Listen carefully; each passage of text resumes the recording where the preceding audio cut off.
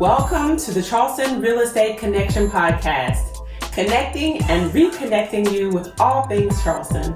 I am your host, Nia Joy, your golden realtor, licensed in the state of South Carolina. Welcome to the show. Hello, everyone. Welcome to the Charleston Real Estate Connection Podcast. I'm Nia Joy. And I have with us today, Nina Nesbitt.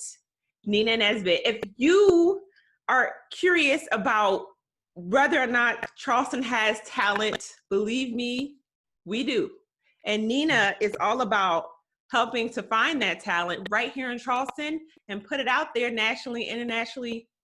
That's what she does. So, Nina, welcome to the show.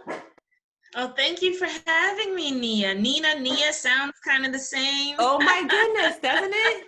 Doesn't it? It does. Oh my gosh, I get called Nina all the time. Do you get called Nia at all? I get called Nia. I have. Whatever, just call me. Right? Just call you, right? Nina, Nia, call me. Listen, I'm excited. Listen, I have never had the opportunity to meet a talent scout / management owner, all these hats that you wear. I'm so excited to get into that with you. For the audience, you can check out more about Nina in the show notes, but we're going to go ahead and get started. Nina, can you tell the audience a little bit about yourself, a little introduction about who you are and what you do? Sure. Well, my name is Nina Nesbitt, and what I do is I scout models and talent, I develop them, I market them to larger industries, larger markets, and then I place them in those markets. So that's pretty much what I do. Aha. Well. So with that being said, I mean, Charleston obviously has talent, and you go out and find them and place them. Can you tell anybody about maybe some of the talent that you have, what some of the things that some of your recent talent has been doing? Sure. So what I do is I place people in different areas. So I don't just work with models. I work with actors. I work with singers. I work with voiceover artists. I work with children. I work with adults. I mean, my youngest is like a newborn, maybe 3 months, and then my oldest is 72. Wow. Yeah, so there's a market for everyone. So in this process of scouting people, you know, I'm able to sort of navigate them in terms of where they fit in best. You know, people love runway, let's say they love runway, but you're 5'2". It's not likely you're gonna do runway, but you can do commercial work. So I'm really here to kind of navigate the industry for them and to be an advocate for them. That is pretty cool, especially being here. I mean, we're a smaller metro. We're not Atlanta. You know, we're definitely not Charlotte or New York or LA. So, I mean, we're probably behind Charlotte a little bit, you know, and Raleigh. But I think that's pretty cool that right here in Charleston, that's what you do here.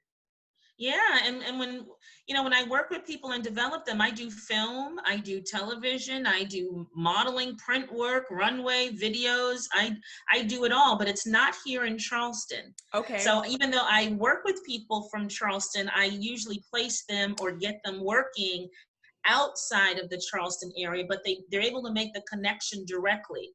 It's not like, oh my gosh, I got to try and find somebody to love me. I'm going to prepare you. Then I'm going to facilitate the relationship, and then we're going to place you. That's how it works. That is pretty amazing. Oh my goodness. I'm so excited to learn more about this today. All right. So what I do for all of our guests, we actually ask them, what is their connection to Charleston? Because we try to connect and reconnect people with all things Charleston. And being that you have a very unique skill set in business, we'd like to know first, what is your connection to Charleston, Nina? So actually, I'm a New Yorker. Right? Okay, there it is. And my mother moved us here when I was 13. So I graduated from Berkeley High School in 1985. Okay, Monk's and Corner. I went to New York, Monk's Corner, yep. And I went to New York for 28 years. I said, forget this, you know, because back then Monk's Corner was trees.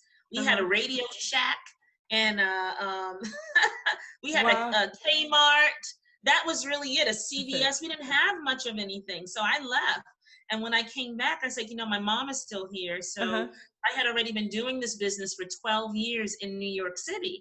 So I said, well, why not come to South Carolina? I'm the only game in town when it comes to doing what I do. And I moved back here, 11 years, 11, 12 years ago. Wow. So that's cool. Cause you had probably done a lot of this stuff before internet was really, really booming when you were in New York. Plus That's you were right. doing all the contacts, and then that must have been really easy to just continue it once you got here. Yeah. So, I was in the industry for a long time. I modeled. I used to live in Paris and Germany. I've done New York Fashion Week. I've done all these things, but we didn't have an internet. We had a beeper. Remember beepers? Yes, girl. And you had to call your answering machine. I had one. I was checking it out. Yep. I was like, who is this? Oh. Yeah. Yep. I remember those days. So we didn't have the luxury of the internet. So when you went on auditions, you had to huff it. You had to hustle and get there. So it was a very different dynamic, even when I started in the industry.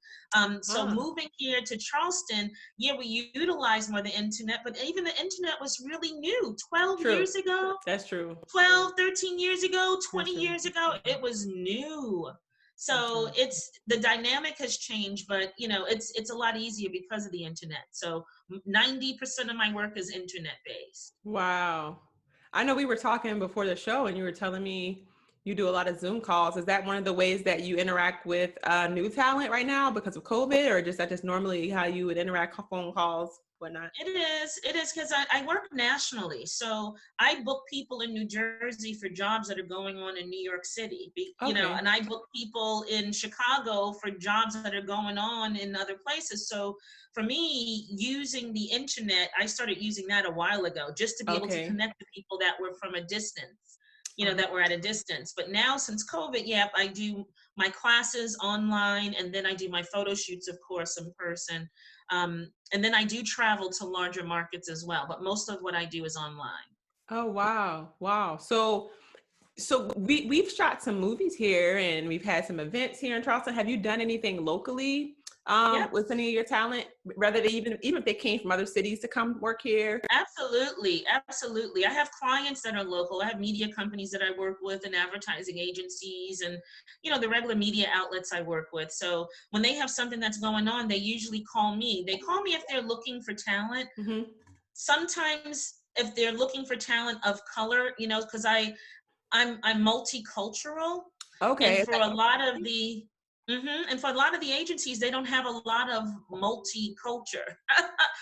So they'll call me and say, Nina, I'm looking for an African American, Hispanic, or Asian. Mm-hmm. I'm able to place them in opportunity we really wouldn't have access to otherwise. So it's kind of a relationship thing that I have with the companies here locally. Nice. I know growing up here, we're used to having the mindset of, okay, yes, we need to go to LA, we need to go to New York, we need to go to Atlanta in order to make it, to do what we want to do. So I really am excited to really connect you with people who are interested in learning more. So before we get into that, can you tell us your business love story? Obviously you delved into it some already by telling us, but in New York, how did you end up starting this business or getting into the business? What was it? Was it because you were the actual talent yourself? Yeah, because I've been working in the industry for so long, had relationships with these agents and managers, and they'd always say, Nina, do you know anybody? Nina, do you have any friends? When you go on auditions, let me know, pass out my card. I'm like, this sounds interesting. And I didn't want to be in the industry old and raggedy on the front end. You know what I'm saying? Where I wanted to grow as well. So I knew the front end of the business, but then what about the back end of the business? So I really got interested in the back end, how to go about marketing, how to go about understanding contracts, placement, commissions. I wanted to know about that, and I started my business. And now what's crazy is that the people I work with now, they're shooting with some of the photographers that shot me. I'm working with some of the agents that I worked with as a model. It's amazing. Full circle. And that's how I fell in love with it. and I'm always honest with people when they ask me, Nia, Mm-hmm. I didn't always make the right decisions. I didn't Okay. always do the right thing. I didn't have anybody to say, Nina, you don't have to do that, or your value is here, or Mm-hmm. I didn't have anybody. So everything I learned because I experienced. But now that I'm on the other side, people don't have to go through what I went through to get to where I've gone, and better and bigger and greater. There's a way to navigate this thing so that Uh-huh. you have your values intact, your morals intact, your self-respect intact. You can do it. And once you respect yourself, other people respect you too. Nobody told me Whoa. that, right? So now I tell Whoa. In this people business, that's powerful. Man, that's something I usually save for the end of the podcast. Goodness, you just dropping all kinds of good stuff on us. And I mean, even seeing talent growing up here, from singers to other artists, I watched how they really, I mean, literally went through some of those things that you're saying that they don't have to go through, because you're right, that they're thinking this is the only way. So that means a lot to be able to hear you say that and know that you can kind of help walk people through. So what would it look like if someone listening to the podcast right now, they're hearing, I hear Nina Nesbitt here. I know about her business platform. I know what she does. How do I get started working with Nina? So the first thing I do is, if it's parents that work with children, I'm always very clear, because I meet parents that want it more than their children, right? Mm-hmm. Oh, You meet yeah. parents that are pushing the kids, and I'm not interested in that. That's not it for me, because the child ultimately has to do the work. Right. I look for that passionate curiosity, that that infectious enthusiasm that kids have, without parents saying, be quiet, sit down, shut, don't say nothing.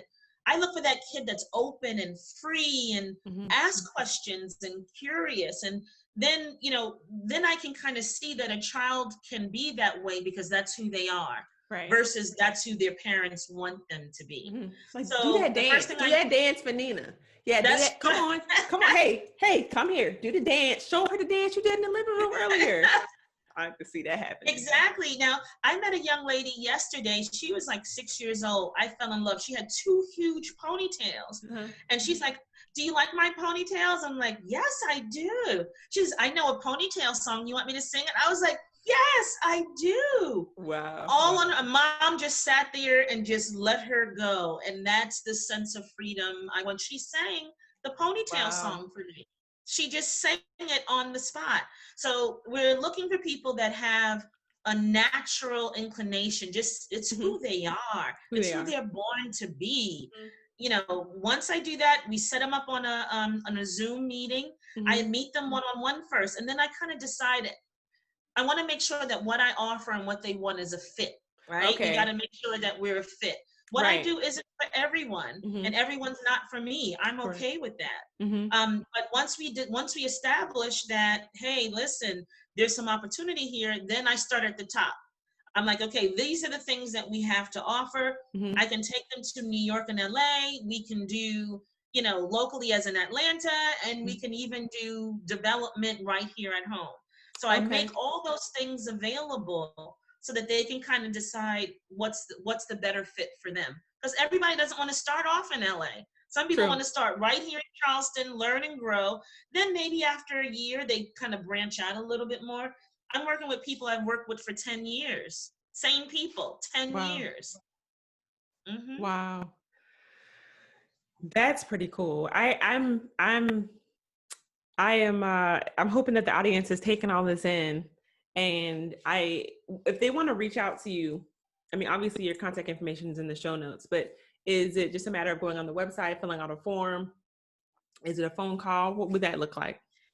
It would be a phone call, basically a phone call, or reach out to me on Facebook. I'm open, right? I'm open. I have some parents that call me on my cell phone. I don't recommend that first, right? Right. But I'm kind of, I'm really passionate about what I do. So I tend to want to take care of it myself. I want to communicate with every person. I want to get back to every person. So it may not be me returning it right then and there, but you can believe I'm going to reach out and I'm going to connect. So whether it's Facebook, Instagram. It could be email, my phone number. I'm open. Nice. You guys heard that. Nina is open. She is wanting to meet with you and learn more about, your talents. That's amazing. So as far as right now, is there a need for any, I mean, obviously you're open, you did say that, but is there a need for any particular types of talent that is hard to find right now? Yes. So African Americans are kind of trending right now. The world is changing, things are changing, but what the greatest demand that I have is for little boys.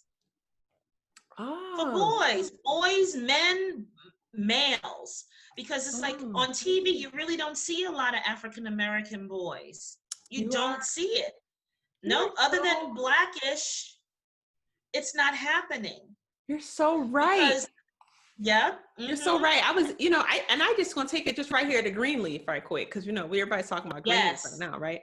You got the two older males, occasional boyfriend or the son that comes in and out. But as far as like a big role, like you have the two younger granddaughters, there was no grandson that really had a presence the way. And how can you? And it's like I get that, like addressing the needs and the ideals. For prime example, I'm a reservist, so when I went to basic training, I met non-African Americans that said that was their first time being around a Black person in person. Some of them said they may have went to school with a few of them, but they would say, I remember, I'll never forget this, stuck with me. And my husband said he could relate to this too when he went to basic training, because this is America. It's just diverse like that. We both can agree that we met people who had never could call somebody of a person of color a friend. They couldn't. And I'm not saying it's a white person of color thing, but it also, if you're from Nebraska, or some all time Ohio, yeah, that may make sense. But I'm just saying, like, sometimes that image on TV, that's the only image we get. And that made me think of that when you said that. It's so powerful to have that presence. It really is. And it's not because there's not a demand. I mean, agents are looking for talented, developed, ready to work kids all the time. It's just that the conversation is different with little girls. With little girls, they're expected to be frilly, a model, be an actress, right? Right. But for boys, the conversation is very different. So when I get an agent that says, Nina, I need 5 African-American boys between the ages of 9 and 13, I'm looking around. And then as soon as I get them, they book. They book 1, 2, 3. They book easily because the demand is there. It's just that the supply is wanting. The supply is not there as much. And I don't know. It's interesting to watch it unfold, because some parents, some moms who are single family households, and it's just a different dynamic when it comes to boys. They don't want to.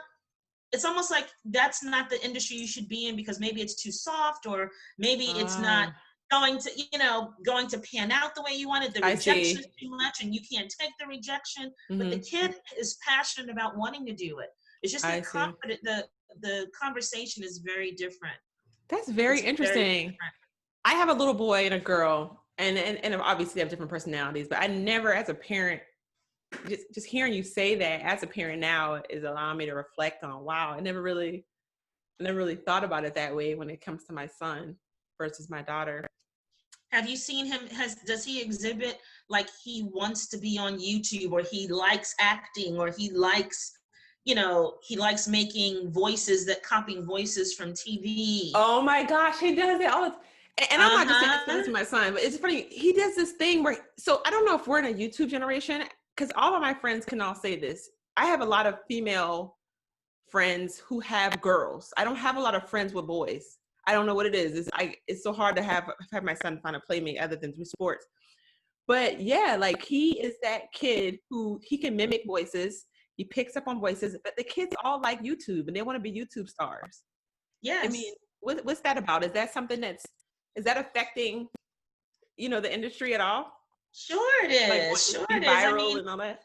But see, one thing that's beautiful about kids is that when they like something, they don't think about, oh, I shouldn't be doing this because, and this isn't realistic, and this may not. True. They don't do that. When they hear something and they like it or they see it, they imitate it immediately. Right, they do. That's how you can determine a child's purpose. And you'll find out one of two things. You'll find out, one, that the child is interested and it's not a passing phase, or you find out that they got something from it to build on, and it's not something that they want to do, but it's enough for them to, sorry about that. It's enough for them to build upon to take it to the next level, to go to the next level, whether it's becoming a doctor, a lawyer, or engineer, whatever it is that they want to do. That's true. They use the experience towards something else, so there's no losing. But whenever I see a child and they're doing that, mimicking, or they want to have their, hey guys, how you doing? This is Melissa, and I am coming to you on YouTube. When they can do that, they're excited about it. He does that, right? They all do that. Yes. So you see me right now, right? Which one is that? It's one of, so I got, the office has the double doors with the glass, and they see me here, the lights are in here, and they're always like coming around the corner. I mean, they're in my podcast sometimes. They're like coming around the corner, and they're like standing in the back, and they're yeah. Hi, this is Landon. you know, sometimes I mostly edit it out, but I'll usually let them be in the camera. But yeah, like, it's funny. I never really picked up on it that way. You taught me a lot. You taught me a lot. But let him co-host with you one time. I should. Let him co-host with both you. Of them. He do it. Even if he just does your intros, let him be creative with your intros or your closings, and a minute with Landon's minute or something. Yeah. Give him that opportunity to express himself, because too often we're like, no, don't do that. You can't do that. Get out of here. Don't sit down. Don't say that. Don't express that. You can't look at that. Kids are brilliant, and they're free. My favorite are children. I mean, I love everybody, right? But my favorite are children who are finding themselves, and then they develop. And this is really the foundation to who they will become as adults. Oh, you said a lot. You guys heard that? That was a lot. I mean, that's a lesson for any parent, because I know sometimes we get so caught up in parenting, we kind of forget that. And it's easier for me to critique my husband on his parenting than it is for me to reflect on that for myself. So yeah, I appreciate that. I think it's so helpful to have that reminder. And I love that teachers do a good job of reflecting on that as well. Like just bringing out that personality of that child. So, wow, you seem like you're really good at that. Just pulling them. I do. I get kids who have attention deficit disorder, or they're labeled attention deficit disorder. But they're in this industry and they found a playground. This is what we want, kids that are open and free. We don't, it's hard to pull a child when they're so used to their parents saying no to everything. True. It's hard to pull who they really are because they're afraid. Mm-hmm. But those kids who are just busy and just in it and just ready and curious, and they'll ask, and those are the ones we want. I mean, I work with those kids that are on medication. I get them off of medication. I totally get them off of medication. Let them be free with me. It works. Wow. Yeah, you guys hear that? Those kids that you may think are a little too rambunctious, a little too talkative, they have something to say. All right. That's right.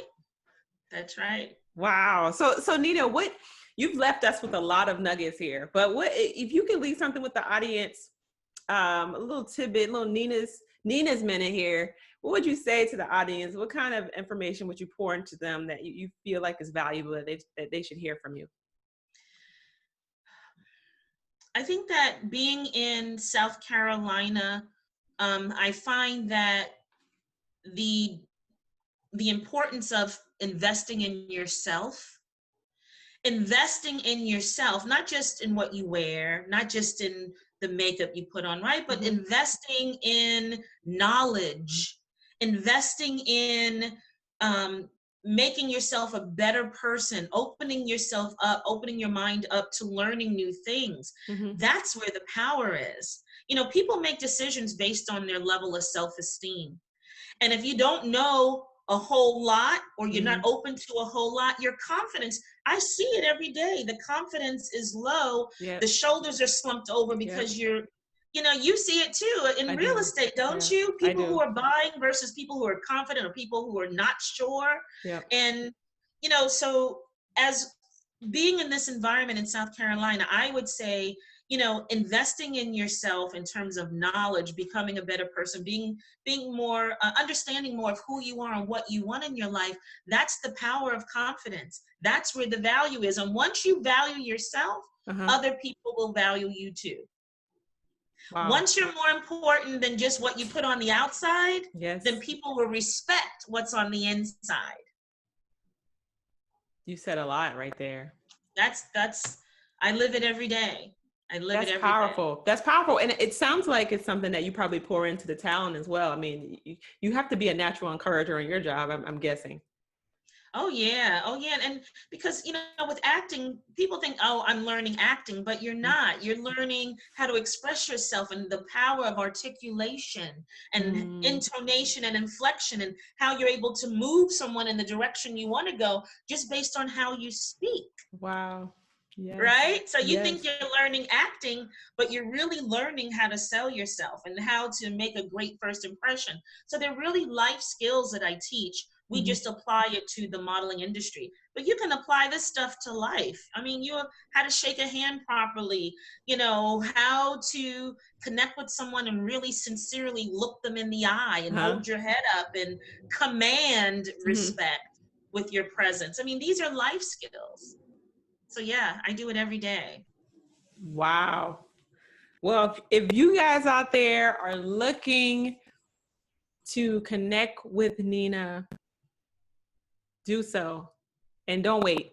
Don't wait. Just take in what she just said, absorb it, and make a move. Her contact information is going to be in the show notes. And of course, you can always share with a family member or friend who is looking. I know there's talent companies and different management companies or whatever. I personally don't know of any because I've never experienced it. And I know when I met Nina, that was one of the things I was asking you, like, what, you do this here? Like, what? I didn't know that. So share it with a friend, reach out to Nina, email her, direct message her, be professional. Don't call her cell phone if you don't have to. And find out how you can connect with her as Black males. Or men of color and boys of color. Definitely there's a need for you. So reach out to Nina. Thank you.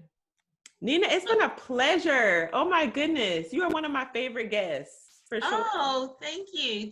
Thank you for having me, Nia.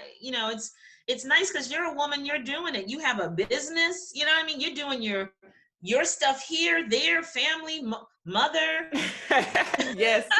I'm so grateful. I have a great support system. My kids, my husband, they all work and to make this all happen all the time. So I'm appreciative for them. Oh, look at it. Look who this is. It's Landon. Oh, let's see. Well, let's see, Landon. Landon. Hey. Miss Nina wants to say hi in the audience. I would love to see Landon. Landon has his tablet in his hand. Here, you want to stand up here? I'm standing. I've been standing like this. Hey, come on, you can stand right here. It's okay, I'll hold it. I have his tablet. Okay. Oh, hey, hi. Hello. Oh, hello. Hello, sir. How are you? She said, hello, how are you? Oh. Let me put this on here so you can hear her. I forgot you can't hear. This is Miss Nina. Say hi. Hi. How are you doing, Landon? Good. That's good. So I hear you want to start a YouTube channel. Yes. Ah, sounds like fun. What would your YouTube channel be about? Getting a new house in this game called Bloxburg. Oh, wow. So you'd be talking to people about, what about a new house in Bloxburg? What about a new house? It's in a game, and like it'll show you how to build a house. Oh. Wow. Is that what you do when you're playing on your tablet? Yes. Wow, that sounds like fun. Oh my goodness. Do you get to create people too in cities or towns? No, I just play with other people, like my friends. Oh, okay. Well, that sounds great. That sounds like a fun YouTube channel. So what would the name of your YouTube channel be? What's the name?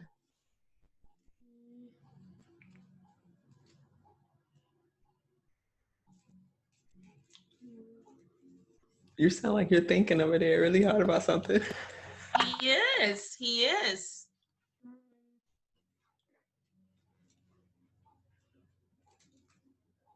How to build a rich house in Roblox in Bloxburg. Oh, sounds like a winner. Sounds like a winner. Well, Landon, it's been a pleasure talking with you. I think you're handsome. Is your hair locked or is it just braided? Is it like your mom's or is it braided? It's braided. Oh, so is it long at the top? Yep. You like having long hair at the top? Kind of. Oh, I like it too. I think it's a great look on you. Wow, I could imagine. Whoa.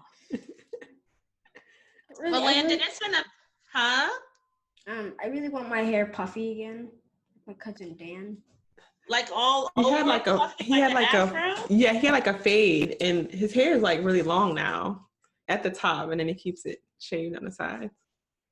Do you like it shaved on the sides or you want to grow it all in? I want to grow it.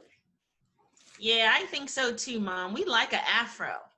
We like an afro. Yes, it's fabulous. And it would frame his face so nicely. Because with the hair up there, the eye goes up and it makes his face thinner, where we could frame the face if we have hair all over. So, you know, I agree. I like the afro. I like it to grow in all over. Mm-hmm. Great idea. Well, it's nice meeting you, Landon. Nice meeting you too. And Landon, I hope to meet you again. It's truly been a pleasure. Can you do that voice that you do with Chloe? So Miss Nina can hear you do that voice. Who's that guy that you're always mocking? He's like has like that country accent. I don't even know where you learned it from. Can you tell Miss Nina bye using the accent? Bye, say bye. I'll talk to you later. He does it. You know which accent I'm talking about? The one you and Chloe always do. You talk like it most of the day. You don't want to do it? You don't have to do it. I don't even know what you're talking about. You don't know what I'm talking about? Well, just give The me a one where you're voice, any talking voice. like a southern man. Did you say bye? Yeah. Now you remember. So, Okay, so let's hear say it. bye. I'll see you later. Something like that. You don't have to do it if you don't want to. I was telling Miss Nina about it earlier. How you do the voice. Oh, I'd love to hear it. You don't have I'd to love do to it. hear it. You could just tell her bye. Bye. Oh man, what a treat. I was not expecting that. I think he wanted me to put his password on his tablet. Surprise! He got another treat, right? Surprise! Surprise! Thank you, Landon. Here you go. I'll have to put it in after I get off. He's beautiful. Yes, he's a lot of fun. He is. He keeps us laughing. He's pretty funny. So we get to enjoy him. Did you see how he went right to it? Yeah, Did you see how he went right to it? When kids are interested, they don't say, "Oh my gosh, I shouldn't." They say it. They do.